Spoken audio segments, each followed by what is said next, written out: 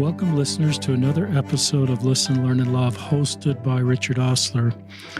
I have a really thoughtful therapist as an Instagram account called The Outdoor Therapist on the podcast today. And I asked him to come on the podcast because there's so much hurting in the world and there's a need for hope and healing. And a lot of that comes through the principles that therapists teach us. And I've been to a therapist twice in my life, and I learned so much about how to better take care of myself and also better to help others. And sometimes I wish I'd redone my degree at BYU back in the 80s and gotten more expertise in this area. But welcome to the podcast, Zach. How do we say your last name?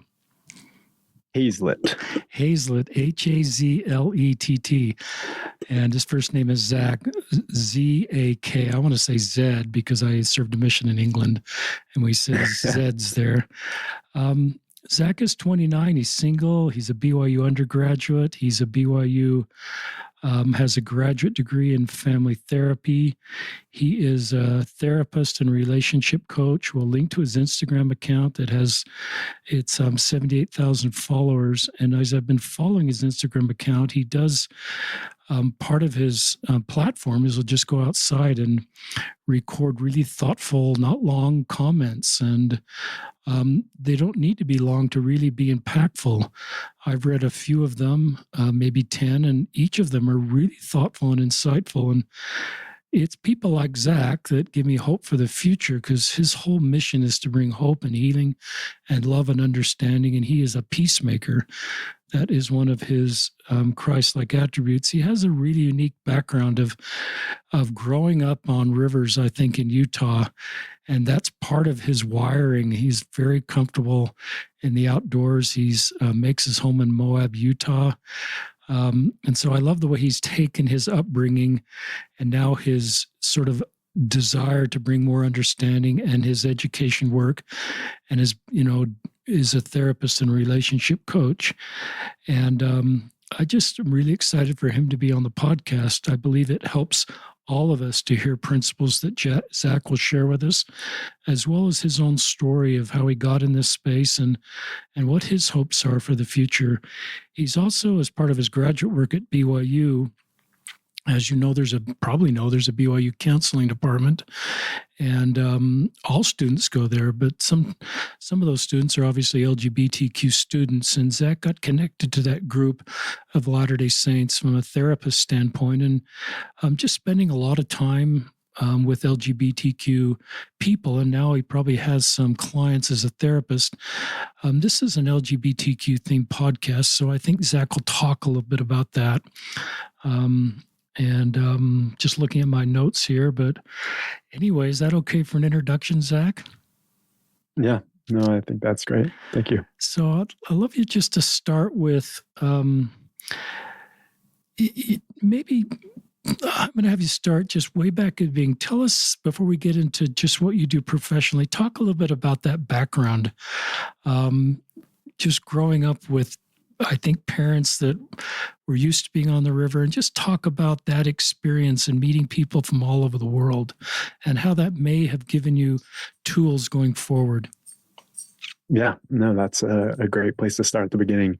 So I was born and raised, like you mentioned, along the rivers here in Utah, the Colorado, and my parents actually met as river guides while they were in college, and fell in love and have been on the river ever since. So I've grown up literally spending months and months of my life every summer on the river. And the reason I think that has been so impactful on me is because people from all walks of life, from all countries and places and cultures, come to recreate in Moab. And so I've been able to just observe and see and learn so much from so many different people.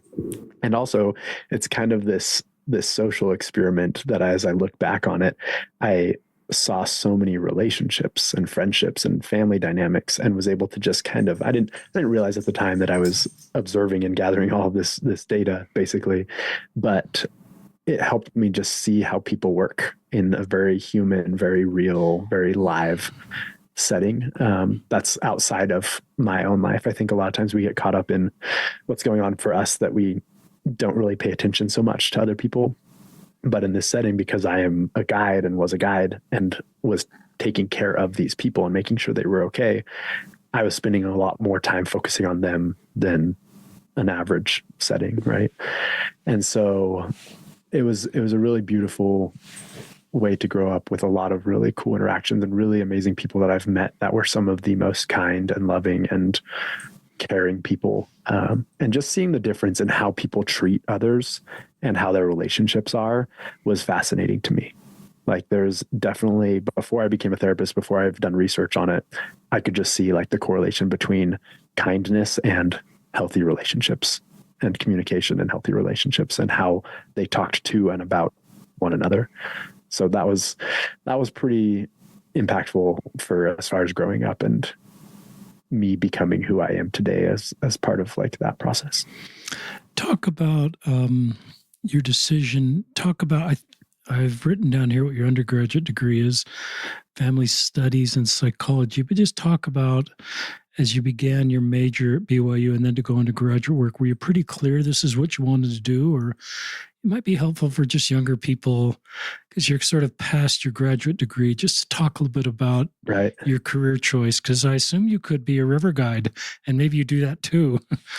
Yeah. So, I mean, my career choice, I definitely wasn't like dreaming like, oh, I'm going to be a therapist someday when I grew up, right? I was just like everyone else. I wanted to be like a movie star or a fireman or something, right? I had all of those things. And then the classic BYU mold of like, do business. And then I thought, oh, I could do business and it'd be great.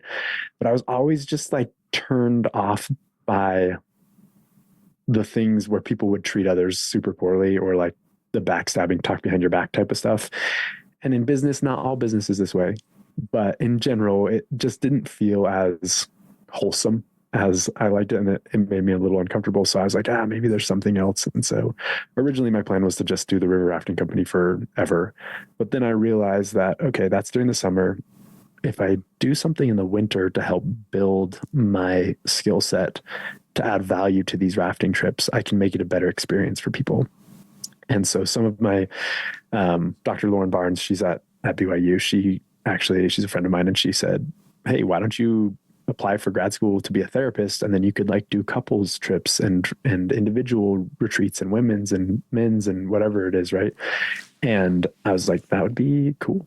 So I went into it thinking it would be cool. And then that changed pretty quickly as I started to actually meet with people and sit with them in some of their most difficult experiences. And I realized that this isn't just a cool thing, but it's an absolutely necessary and powerful thing.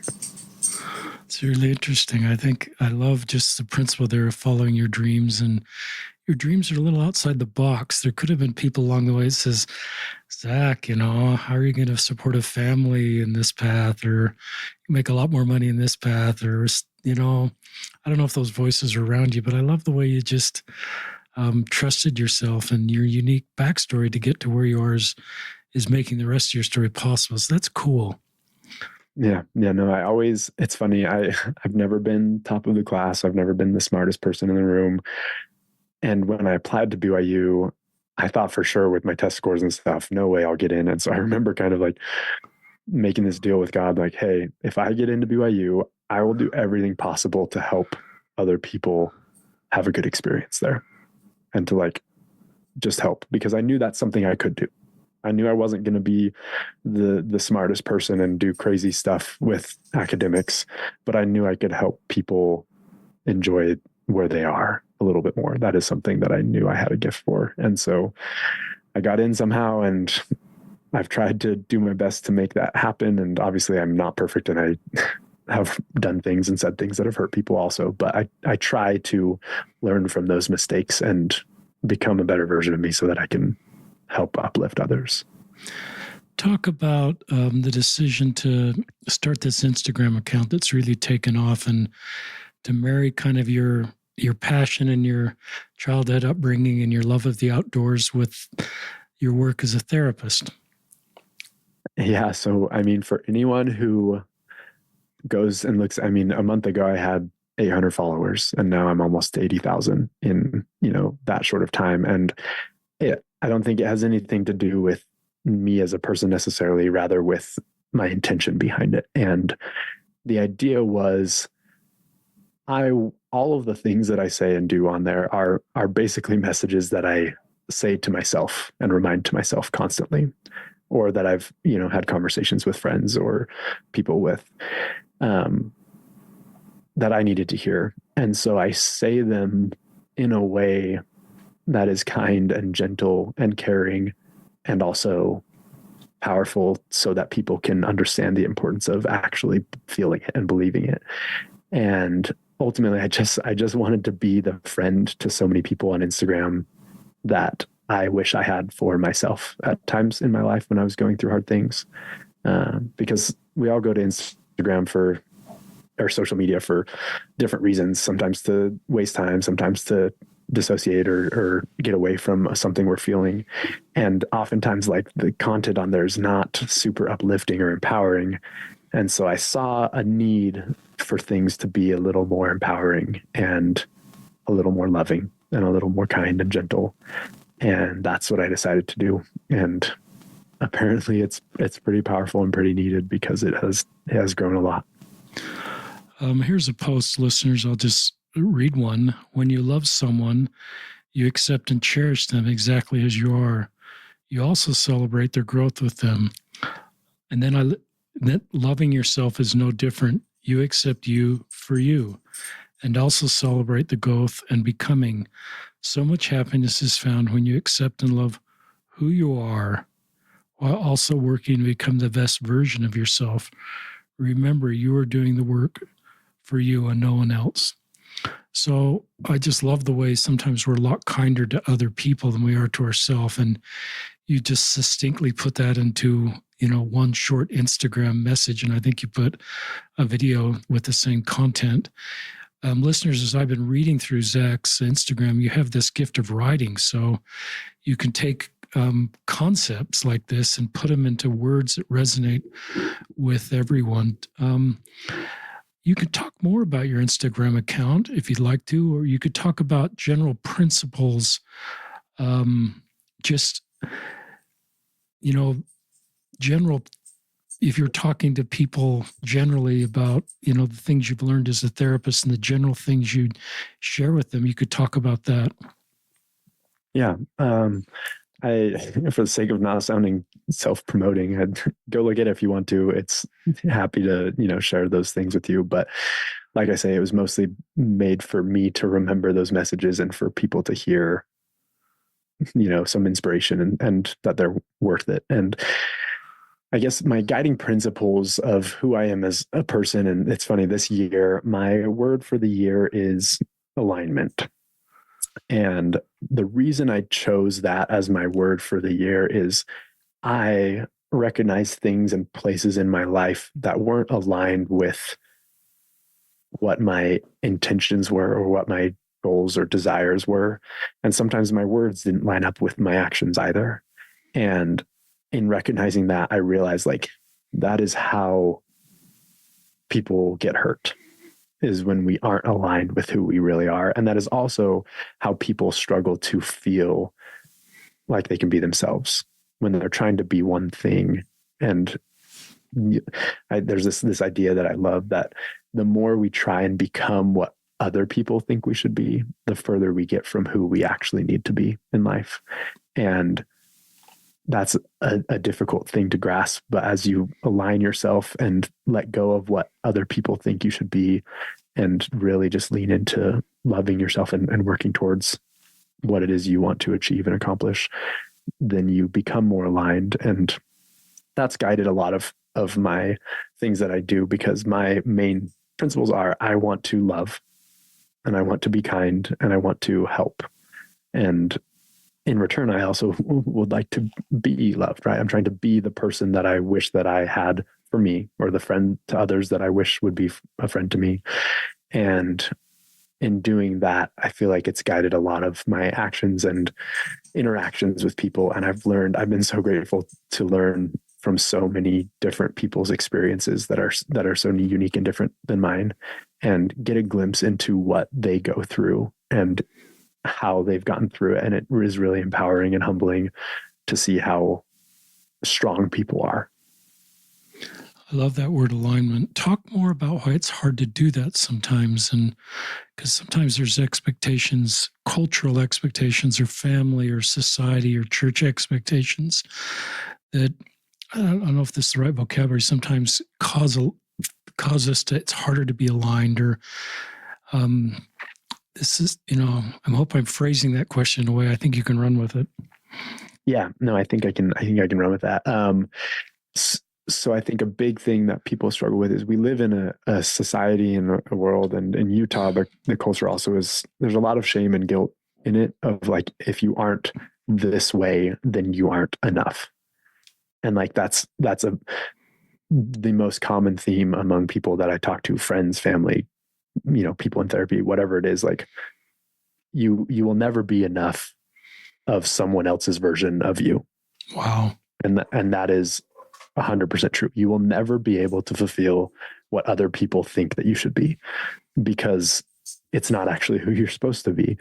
And letting go of that is hard, because there's this shame and guilt, like I talked about, that holds us back and makes us feel like we can't be our normal selves or our whole selves. We have to be something else.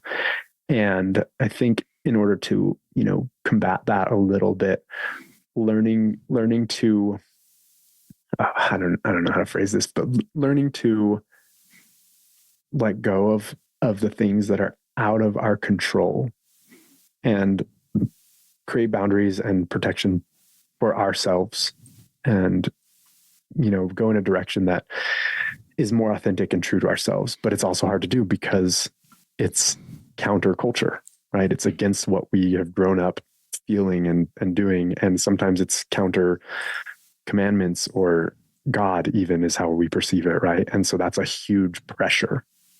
And it's a really impossible battle. It's an impossible uphill battle to fight against something that's so powerful, using shame and guilt to drive us, because those will never be enough to actually empower us. And so a big guiding principle for therapy and like working with people is, and it's funny, I kind of learned this lesson from my dogs, actually, where a dog will listen to you when you call them if you have a treat for them, right? It's like this positive reward type of thing, where we spend so much time trying to like beating ourselves up and trying to get ourselves to become something because we feel bad. We'll never actually, that's never lasting. And so what we need to do is reward ourselves for all of the things that we are doing well and working towards, and being proud of ourselves and speaking kindly to ourselves in order to really get moving forward, because we will always be stuck. Shame and guilt always will keep us stuck to some degree. How do we get in these cycles? Great answer. How do we get in these cycles where we don't speak kind to ourselves? Oh, that's a big one that I am currently still working hard on. And there's this concept within a lot of psychology of the inner child. And I'm sure most people listening have heard of that. But basically, you can imagine yourself as a 6-year-old, right? A 6-year-old version of you, where you're pretty protected from the world around you. Like you're pretty unaware of what's going on or what people say. You just kind of are living life freely and being yourself. And then as we get older, we start to hear the messages that people and things and society around us think that we should be. And so we start to put up this defense, this shell around that inner child to protect it, right? We feel, and I'm putting up air quotes on that, like we feel like we're protecting it, when in reality, what we're doing is we're dampening our actual realist version of ourselves. And so we're stuck. We're stuck as this inner child. And as life goes on, the messages that are received, so like if I'm saying my adult version of me right now as Zach, there's big Zach and little Zach, I choose what message I send to my inner child. And if someone says that I am not good enough, or what I'm doing is bad, or, you are broken, then I can choose to send that message to my inner child as well. and deliver it, or change it. And that's something that requires practice and intention. But our inner child doesn't hear any of those messages. It only hears what we tell it.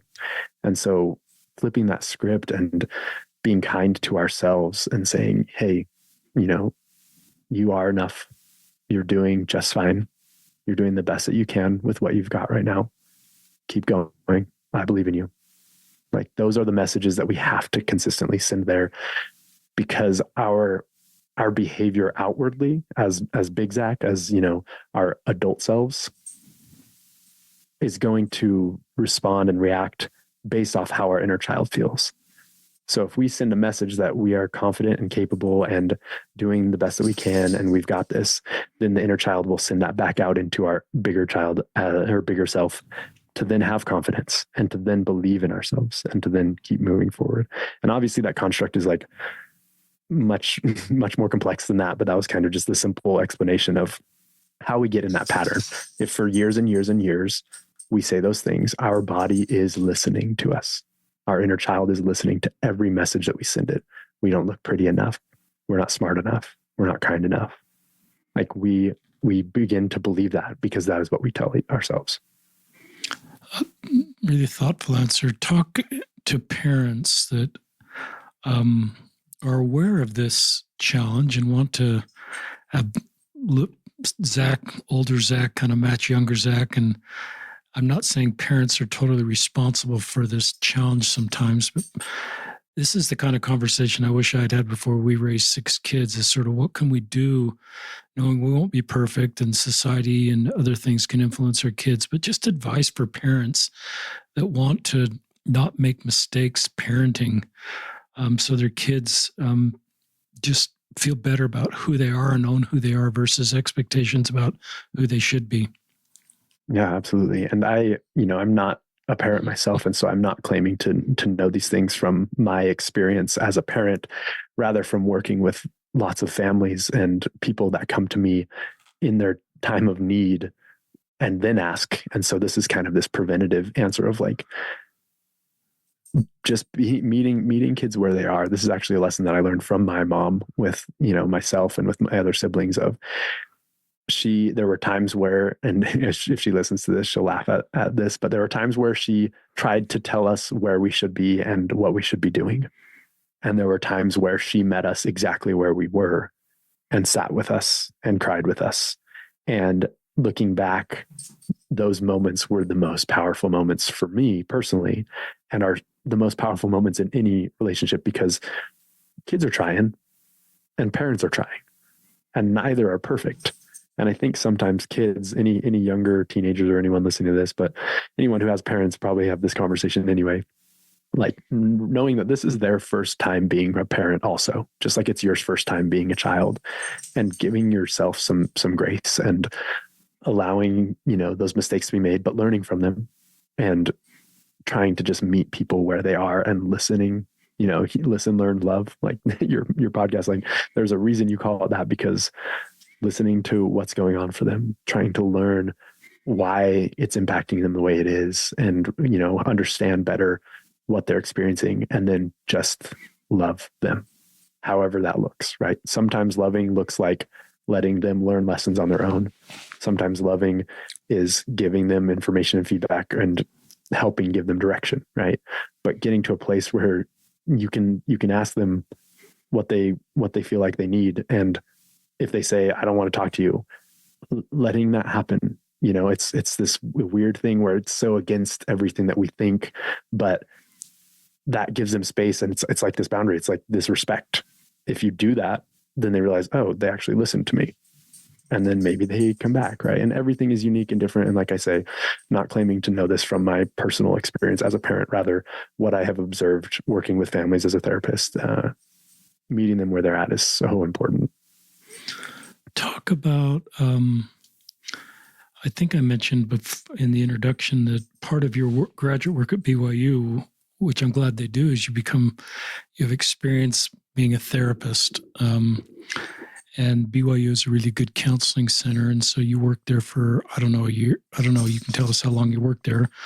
But as part of that, you had LGBTQ BYU students. Just talk about that experience and, as an ally, kind of what you learned about that group of people, and just give voice to their experience and why we can better support them, or anywhere you want to go with that question. Yeah, no, that's a great question. And that is really something that was so impactful and eye-opening for me, just as a person. And I think deepened my ability to love so much, was seeing how much heartache and pain people were going through within the LGBTQ community, and not really feeling like they have a place to go with that. A lot of times not feeling safe in their own homes or with their parents, not even because their parents were bad necessarily, like they were good parents. They just still didn't feel safe because that parent dynamic is a little tough sometimes. And sitting in the room as people are, breaking down and just sharing the deepest, hardest parts of their lives and their pain, was this very sacred experience of just being able to be there and not knowing myself the answers and not knowing how to help them necessarily, but just being a place where once a week they could come and they could cry, and I would listen and I would try to understand, and I wouldn't try to tell them it's all going to be okay, because I don't know if it's all going to be okay, and just be there for them however that needed to look.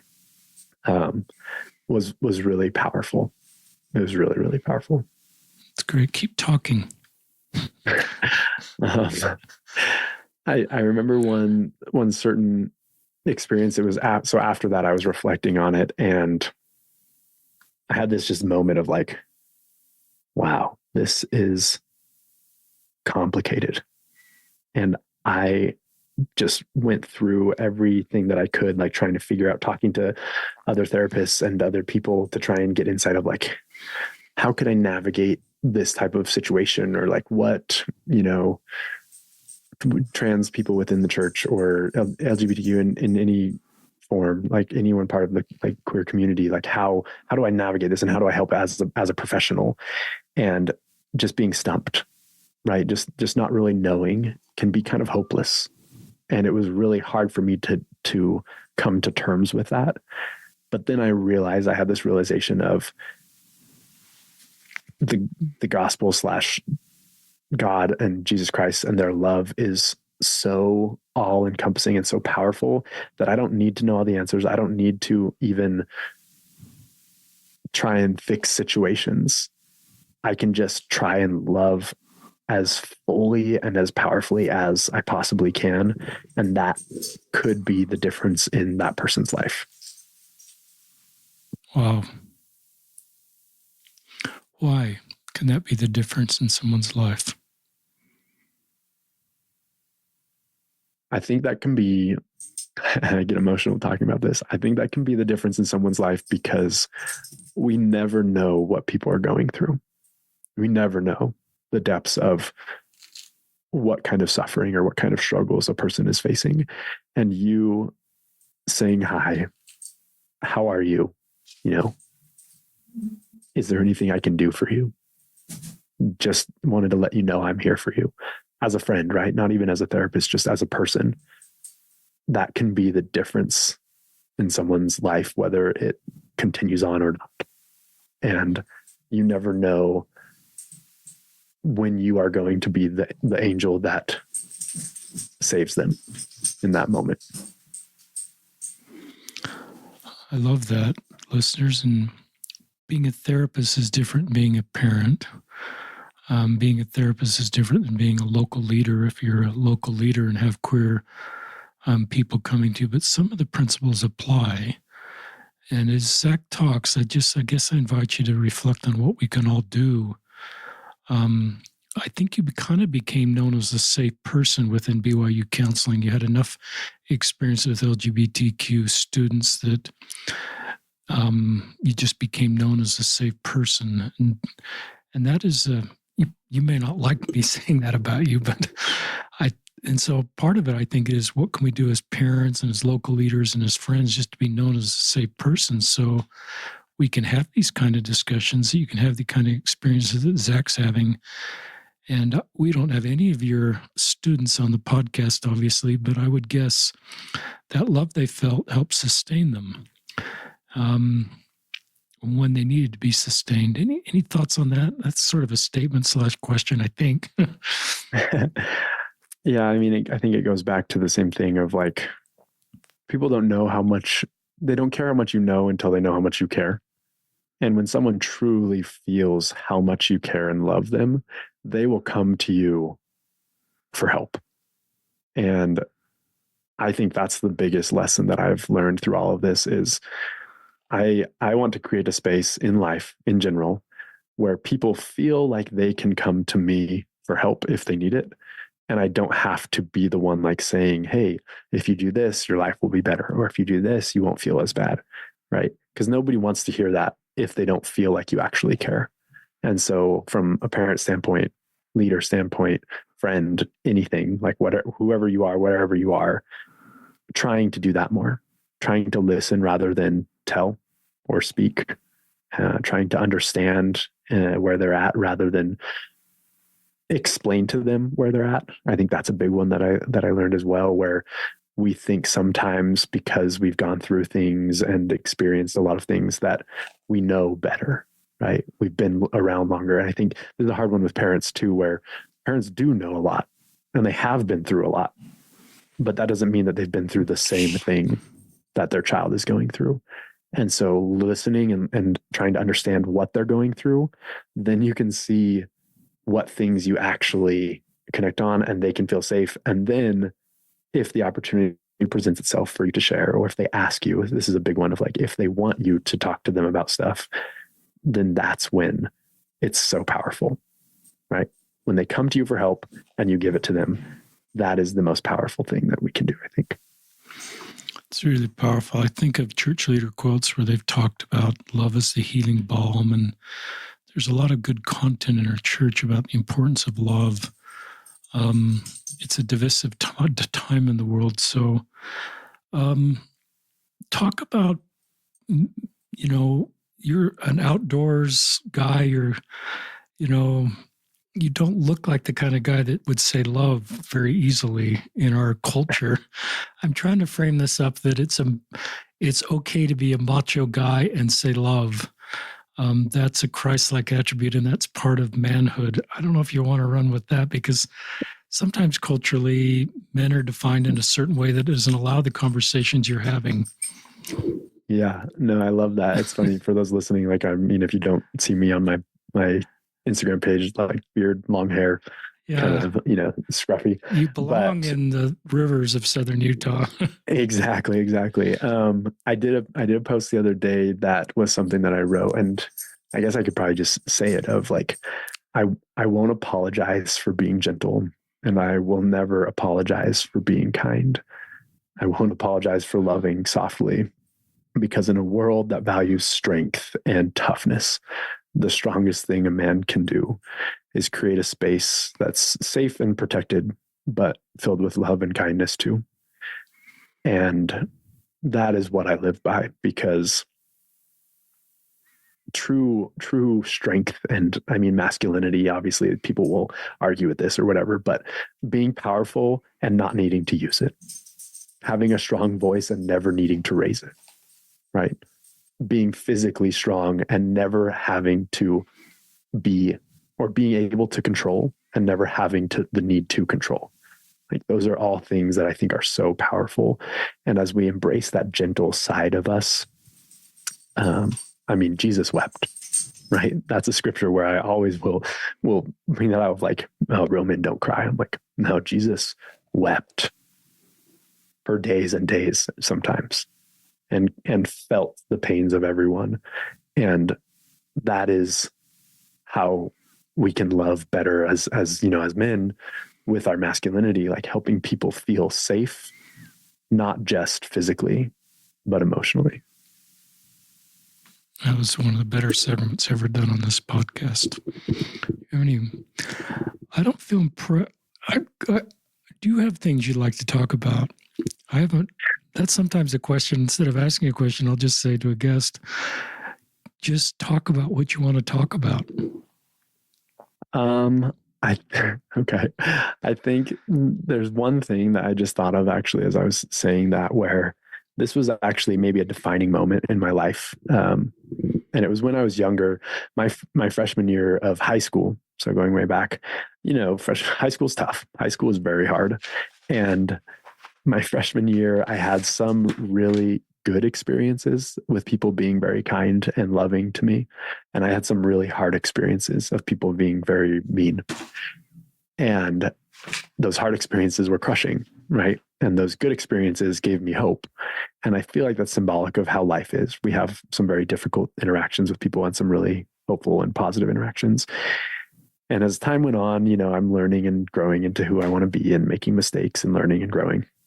And my senior year, my buddy and I, we decided that we wanted to memorize everyone's names in our whole school, freshmen to seniors. And this is Moab, it's a small town. There's like 100 people in every grade.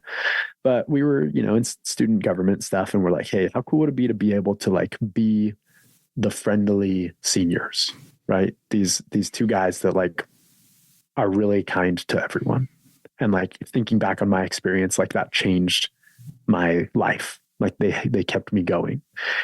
And I remember it was, one of the first week of school, and I walked through the freshman hall, and there was a girl there that had her books were on the ground, and she seemed a little disheveled, right? She seemed like she was a little frazzled and had a lot going on. And I just like bent down and said, hey, and I called her by her name and asked if I could, help her with anything. And she's like, oh no, I'm okay. I was like, oh, don't worry. And then I was like, how are you doing? How's the first week of school been? Just trying to like be the friend that I wanted to have, that I wished I had. Right.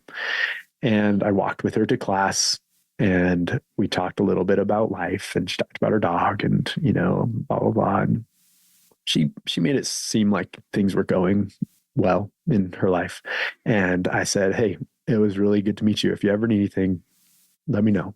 Right. I'm around. If you ever see me, like say hi, and I'll try and do the same. I hope you have a good year. And I saw her occasionally, and we'd say hi, and, I'd see her at sporting events or whatever. And it was just like we never hung out. We were never like best friends or anything. And so I leave for college and, mission and stuff. And then I come back, and it's graduation that year for her, right? She's a senior now at this point. And I'm there for graduation, and she sees me in the crowd after, and I hadn't seen her, but she sees me in the crowd, and she comes running up to me, and I hadn't seen her for 3-4 years. Right. And gives me this big hug, which was funny because like we hadn't interacted really other than like a Facebook message here and there or something. And she gives me this big hug, and tears start going down her face. And she says to me, I'll never forget that day in the hallway when you saved my life. And her life was really hard, and she never told me any of that. And I never really knew any of that. But she said that moment helped her feel like she mattered enough to someone to keep going. And that was a pivotal moment. Obviously, like the action of talking to her was a good thing that I did, right? But what I learned from that years later was where I really changed how I viewed people and things, where you never know what someone is going through, and a simple smile, a hello, how are you? Let me know if I can do anything for you. I'm here for you. Like that can literally save a life. And knowing that much, that those words have that much power, I can't imagine not using that for good and not leaning on that. And so I guess my invitation to everyone listening and people who are struggling to feel it themselves, like being that for someone else and having someone be that for you is one of the most powerful things that you can do. And so when you see someone, just assume that they're going through it and treat them as such, right? Just assume that they are going through probably one of the hardest times in their life, and make sure that what you're doing is going to be helpful and not hurtful. because that's going to be the difference one way or the other. I love that story. Powerful story, but such a simple thing you did, and how meaningful it was for somebody else. Yeah. More things that just come to your mind, Zach. Oh man, that one always gets me overwhelmed. I guess something else that I have been seeing as a common theme throughout my work that I do, and just people in general, is when we see someone or use something and choose to find the fault or the negative in them, the only person that affects is us. And this is powerful, because this is why nobody likes to be talked about behind their back, or no one likes to be judged or criticized or whatever. But most often it's a reflection of our own insecurities or things. So when we see someone that's doing something that maybe we wish we were doing, or we feel like their life is better than ours, or we feel like some jealousy, I guess I just always like to encourage people to like look back on yourself and think, what things can I do in my own life to love myself more, right? And one of the important things and ways that we can do that is by supporting and encouraging other people. And this is something that I saw with someone on social media. He posted, he said, hey, if you have a friend that does art or writes poetry or whatever it may be, let's celebrate them, right? Let's comment on their stuff, and let's help them feel loved and encouraged. And like, maybe they'll do more because of that. And that's like a very tangible thing to do. But like that idea of seeing people as someone else that's in a human experience, trying to become a better version of them, like no good for you or them comes from trying to like tear them down. Absolutely none. In fact, it even hurts you more than it probably hurts them. And so even though it's a quick fix, like if you see someone that's doing something great, it's much easier to just like tear them down or talk trash on them, but it doesn't help you or them at all. Whereas if you are supportive of them, it's going to build you up, because that's a psychological fact, where when we help other people feel validated, we then feel like we are doing. Why do you think service is such a powerful thing and something so talked about within like the church?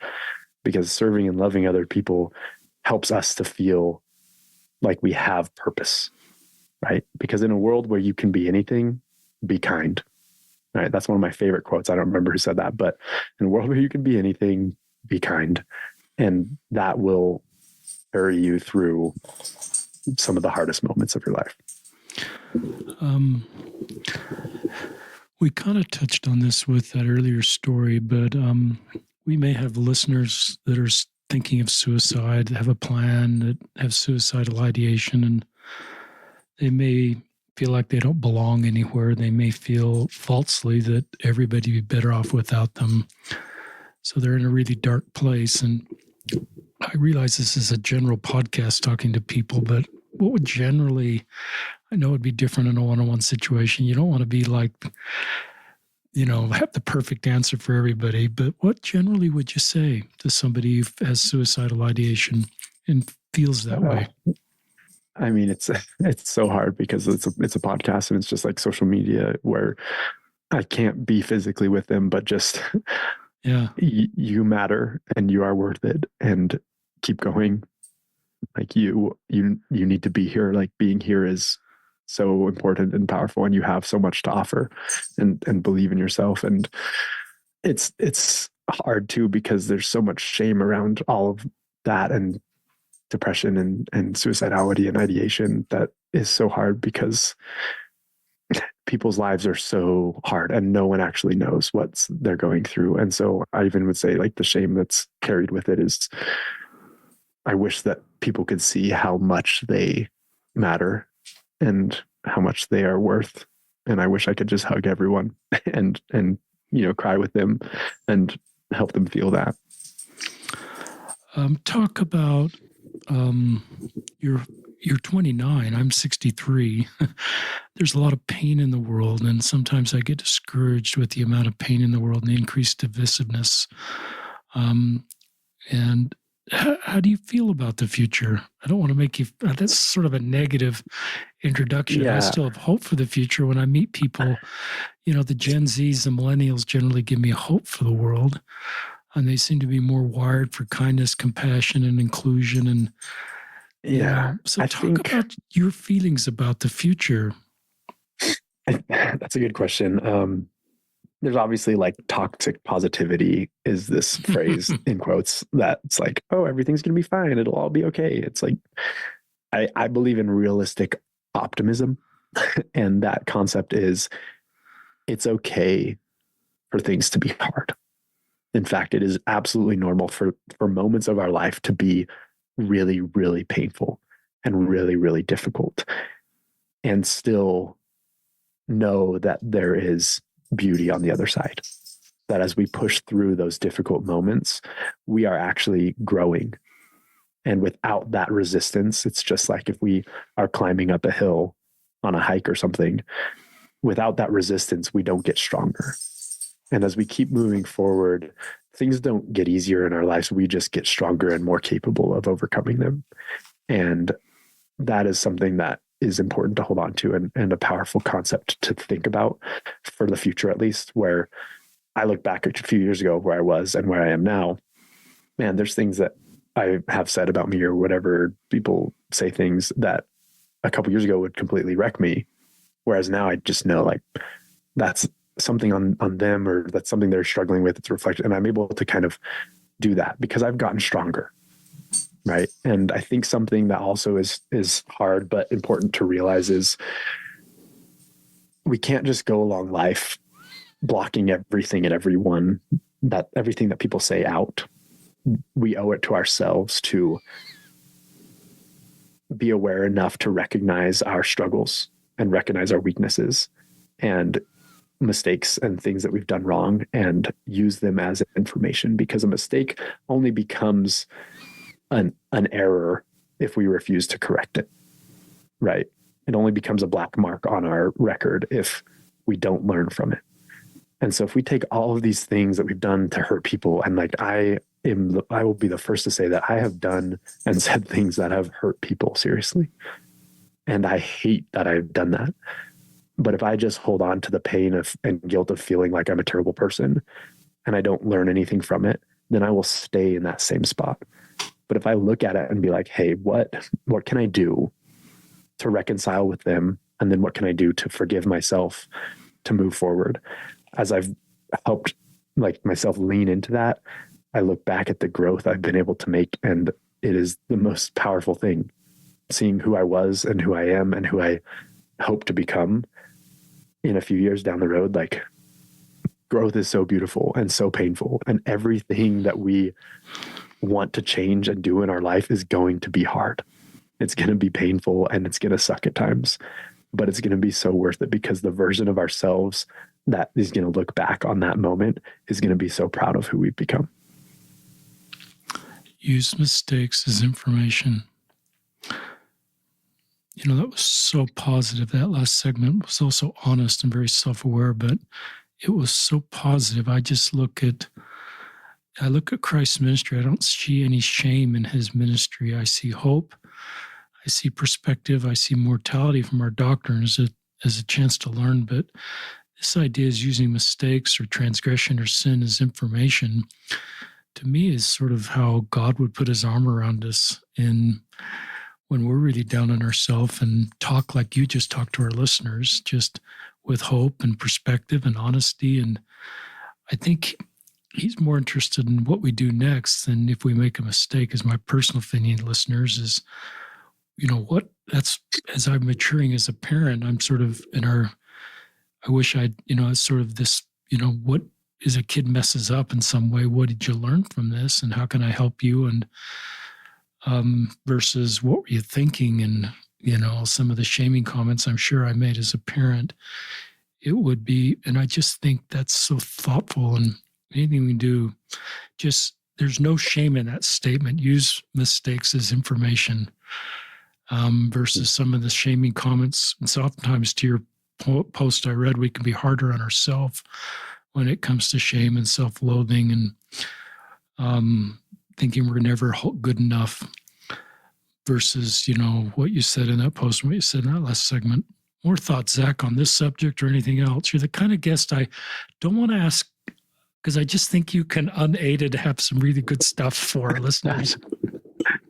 Oh man, so much pressure. No, as you were talking, I was just kind of thinking of, that idea that forgiveness. So I had one reel on Instagram that went pretty viral that has, over 3 million views. And I said, you have to forgive them, not because what they did is okay. And absolutely not because you're letting them back into your life, but because the pain that you're holding on to is keeping you from getting to where you want to be. And in psychology, the definition of forgiveness has nothing to do with the other person. It's your intentional, I'm going to paraphrase this, but like an intentional act of letting go of anger or resentment towards another person for you. And that's how I perceive forgiveness. Of like, there are some things that, we'll say are like unforgivable. And as we hold on to those things throughout our whole life, and this is a very complex thing, and healing and growth has no timeline. So for anyone listening, like if you need to hold on to that anger or that pain to maintain a boundary and to keep yourself safe, especially in like an abusive situation or whatever it may be, this doesn't apply right now for everyone. But that idea of like letting yourself let go of things that have hurt you is for you. It is not for the people that you are, quote unquote, forgiving. It is for you to be able to release yourself from that weight that you carry.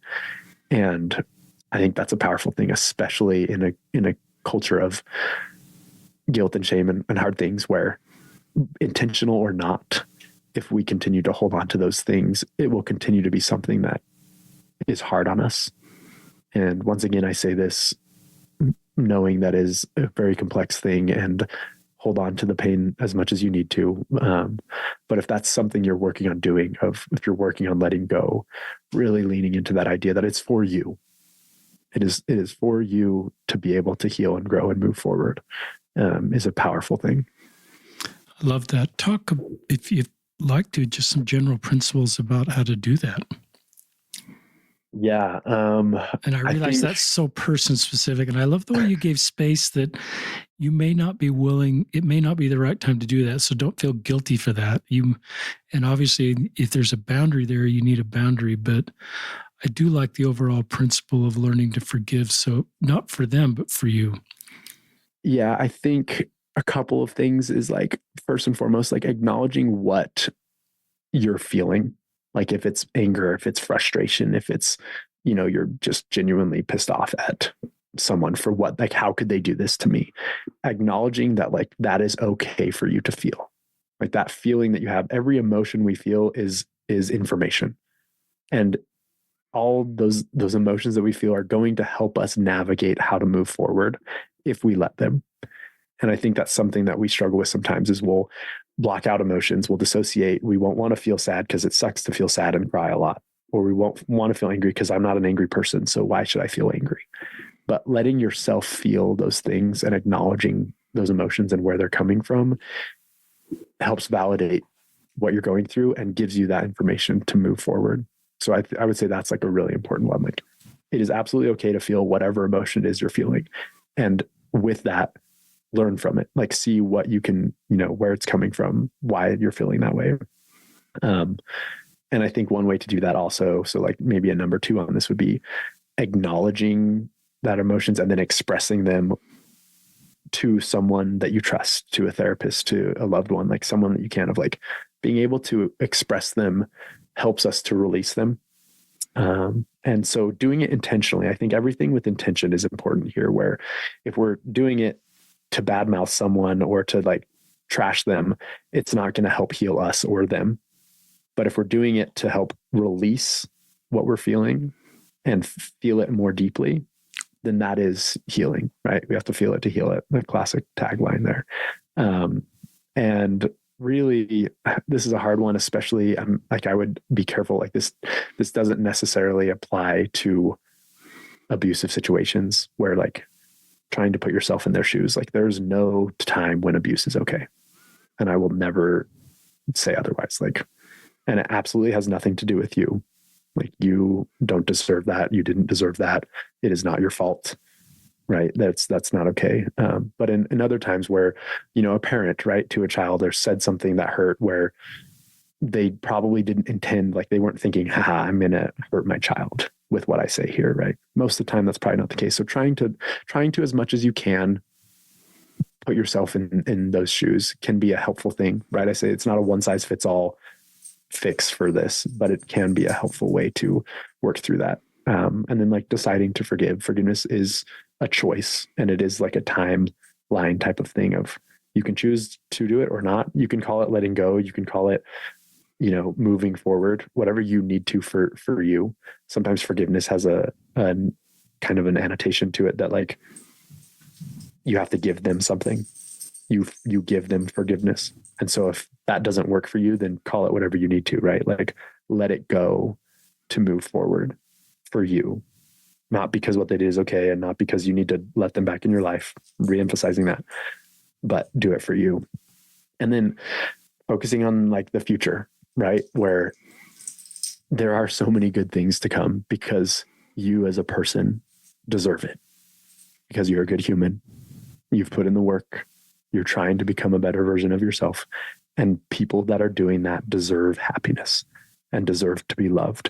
And it is absolutely out there coming for you. And we have to remember that, and we have to hold on to that hope. It's a great segment. Do you have future plans that you'd like to, anything you'd like to share with our listeners, some of the things you'd like to do professionally? I don't want to put you on the spot now. You have to do the things you might mention. No, it's probably good for me to feel accountable. I have big plans of, I mean, everyone, this is cliche. Everyone says like change the world, right? But I have big plans of sharing love and inspiring love and kindness with the world. And I'm going to do everything that I possibly can to help continue to push that. And there are so many good things out there amongst the terrible things, right, in the world. And if we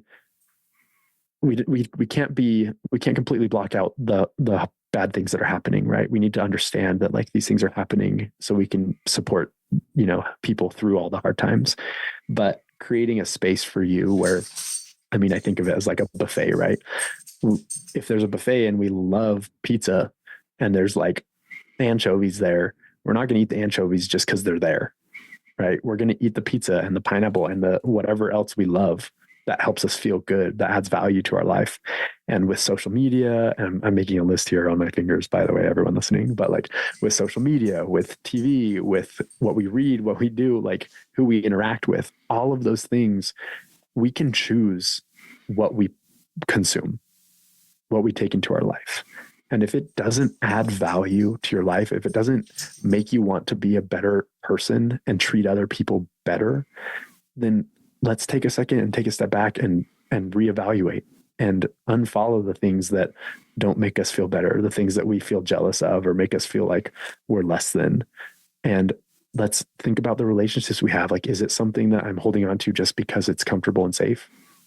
And by safe, I mean like the future is scary, but there's so much better out there. Like we don't owe anything to anyone.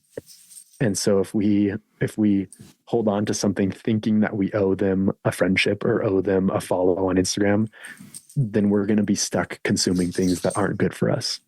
And so my invitation, I guess, kind of a final thing is go through and do a little bit of a cleansing, right? And just cater your life, set yourself up for success and for happiness by letting go of the things that don't serve you. And I don't mean like physically serve you, but things that don't help add value to your life, that don't inspire you to be a better person and don't help you try to be kind to other people. And I promise you that as you do that, you will see a change in your life. Your quality of life will enhance and your love for yourself and for other people will grow. It's really powerful. I'm just so moved. You know, I'm listening to a 29-year-old, and I just, Zach probably doesn't want me to say a bunch of kind things about him because he's not the kind of guy. But I think, younger people give me hope for the future of our world with the work they're doing in so many ways and the skills they're developing and the insights. And they have an interaction with a lot of people outside of at least the kind of tighter circle that I had at Zach's age. And then this desire to bless the lives of others. And in Zach's case, to make that a career. And this doesn't mean everybody needs to become a therapist. Neither Zach or I are saying that. But the other thing I like about Zach's story is, and I think this is good for younger listeners, is you've taken sort of this way you're wired of kindness and love and wanting to do that, plus your background of loving the outdoors and the river. You could be the Patagonia poster boy just because of where you live, and at least what my sons tell me about Patagonia and the clothes my sons wear. You remind me of my son Matt that way a little bit, who's an outdoors guy. But you've taken these different loves, these different gifts you've had, and have kind of brought them together in a way that is very intentional. And that's easier said than done for some people, and you're also kind of writing your own story in a really unique way. There's a lot of potentially cultural or voices around, but I think you do a really good job of just saying, this is who I am, and I'm owning who I am, and I'm going to help other people do that. And I have these gifts and interests and skills, and I want to, in a very intentional way, chart my life consistent with those. And so I think that's a great part of your future. And, you could be on this podcast at 50, talking about all this stuff, but you're 29. And so you got your whole life ahead of you to get this foundation, laid that allows you to do the work you're doing. And that's true for all of you listeners. Just, sometimes you do get a more public platform to do your work, but I'll tell you, the real work is done in that high school hallway conversation that Zach mentioned earlier. We can all do that. We have no idea what it can mean to somebody. It may just be the person, as we're checking out, we notice their name and we call them by name. We even comment on the spelling or how much we like that name or their smile, or we can all do what happened in that high school hallway that meant so much. And most of the time, some of the time we'll get to hear the rest of the story. And like Zach was able to have, but most of the time for Zach and for all of you out there, we won't hear the rest of the story. We won't ever know what that kind thing meant to somebody. And like Zach says, there's so much pain out there that we're not aware of. In our congregations, in our families, in our friends, and that kindness and love. I love this quote from Thomas Merton. I drug it out of my pile of quotes. I haven't read it in like 200 episodes. Our job is to love others without stopping to inquire whether or not they are worthy. That's not our business. In fact, it's nobody's business. What we are asked to do is love. And this love itself will render both ourselves and our neighbors worthy. And I just believe in our responsibility to love others and help others and bless others. Unless, as Zach pointed out, it's a toxic relationship. We have to have boundaries. That's really an important thing. I have a confession to make, Zach, since you're in Moab right now. My son took an internship in Dallas and he wanted a car out there. So I said, I will drive with you to Dallas from Salt Lake City. And as we drove through Moab, he said, Dad, how many times have you been to Moab? And I said, this is the first time I've been to Moab. So here I am. You'll have to come down. 63-year-olds living in Utah for 90% of my life. And I've never been to Moab. And I know our son Matt and his girlfriend were down there visiting you, and they love that part of the world. And so many people love that. So I love where you are and what you're doing and the work you're doing. And we'll link in the show notes to, unless Zach sends me some more after the podcast, to his Instagram account. Follow that Instagram account and share that Instagram with others. It's not complicated. It's just short messages that are really important messages and have really helped me. Anything you'd like to say in closing, Zach? Um, I guess a final thought would be, I was reminded of this as you were talking, where when you get to the end of your life, the odds are good that no one will remember how you dressed and what you wore and even what you did for work, but they will remember how you treated them. And that is something that everyone can be and everyone can do in a world where we compare ourselves with so many people and so many things and feel like we're not good enough. Kindness is all that really matters. Love is all that really matters. And at the end of the day, thinking to yourself at the end of our lives, if we looked back, was I kind to people? And if we're able to say yes, then we have accomplished more than anyone else. Thank you, Zach Hazlett, for being on the podcast. Your work, your great heart, your voice, using the gifts that God's giving you to bless others. And thank you, our listeners, for listening.